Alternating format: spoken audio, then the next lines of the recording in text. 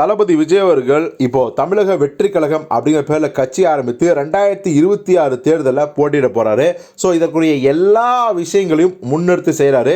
தன்னுடைய சினிமா வாழ்க்கைக்கே முழுக்க போகிறேன்னு சொல்லிட்டு முழுக்க அரசியல் பணியிலேயே இப்போ ஈடுபட்டுருக்காரு. இப்போ இந்த நேரத்தில் தான் நம்ம தளபதி விஜய் கூட சேர்ந்து நடித்த மன்சூர் அலிகான் லியோ படத்தில் சேர்ந்து நடிச்சிருப்பாரு. ஸோ அப்படிப்பட்ட மன்சூர் அலிகான் அந்த ஆடியோ லான்ச்சில் கூட விஜயை புகழ்ந்து தள்ளினார். விஜய் கூட சேர்ந்து நடித்தது ரொம்ப சந்தோஷம்னாரு.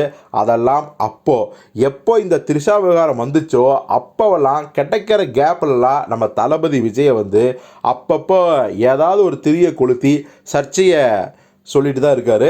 அதாவது விஜய் இப்போ அரசியலுக்கு வந்திருக்காரு. ஸோ நான் மட்டும் என்ன இழிச்சவேனா, நானும் பார்த்தீங்கன்னா பல வருடங்களாக அரசியலில் இருக்கேன் அப்படின்னு சொன்ன மன்சூர் அலிகான் இப்போது இன்னொரு புதிய கட்சியும் ஆரம்பிச்சிருக்காரு.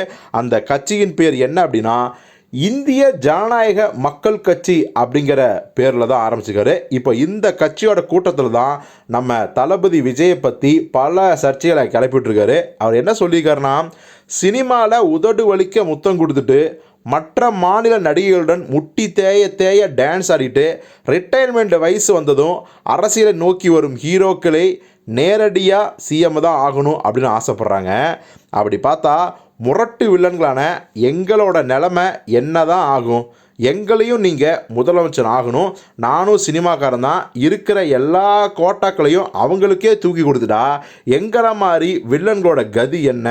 நாங்களாம் எப்படி படங்களில் மிரட்டி உங்களை என்டர்டெயின் பண்ணோம்? அப்போ எங்களுக்கு மட்டும் ஆசை வராதா சிஎம் ஆகணும்னு? ஸோ தயவு செஞ்சு எனக்கும் நீங்கள் ஓட்டு போடணும், நானும் சிஎம் ஆகணும் அப்படின்னு ஒரு மிகப்பெரிய சர்ச்சையை கிளப்பிட்டுருக்காரு மன்சூர் அலிகான்.